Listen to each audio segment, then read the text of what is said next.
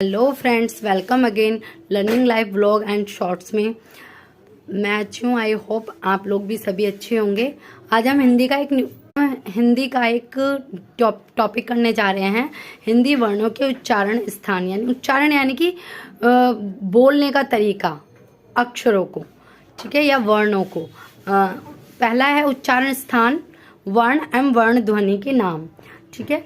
पहला है इसमें कंठ, जिसमें वर्ण आते हैं हमारे ए, आ, क, ख, ग, घ, ड़ और विसर्ग, जिसमें दो बिंदियां लगी हुई आती है ना, उसको हम विसर्ग बोलते हैं, ठीक है। और इसको कंठे नाम से हम इसकी ध्वनि को, वर्ण ध्वनि के नाम को हम कंठे बोलते हैं। तालु यानी कि जो हमारे बीच, मुंह के बीच का जो ऊपर वाला हिस्सा होता है, जिसमें बोन्स होती है, ठीक है ना, और पुल टाइप में होता है, जिसमें ऊपर जीभ टच करती है, उसको हम तालु बोलते हैं। और तालव्य इसको हम कह सकते हैं। इसमें आने वाले वर्ण है हमारा ई। देखो, ई और ई में बहुत फर्क है। छोटी को हम एकदम से बोलते हैं ई, और बड़ी को हम बोलते हैं ई, इस तरीके से। च, छ, ज, झ, अ, य, श, और इसको तालव्य।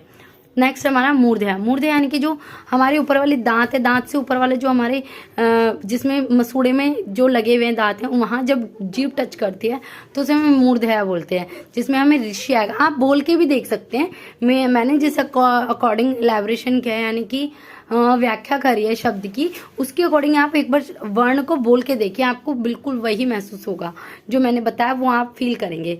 ऋषि ऋषि, ट, ठ, ढ, ढ, अण, र, श, और इसका है मूर्धन्य। नेक्स्ट है हमारा दंत। दंत तो आप समझते ही हैं।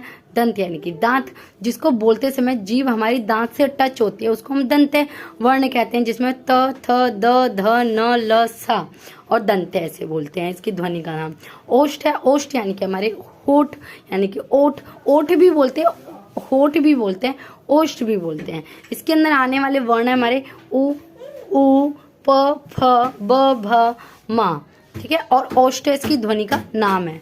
सॉरी, मैंने लिख नहीं पाई हूँ। नेक्स्ट हमारा नासिक। नासिक यानी कि हमारे नाक।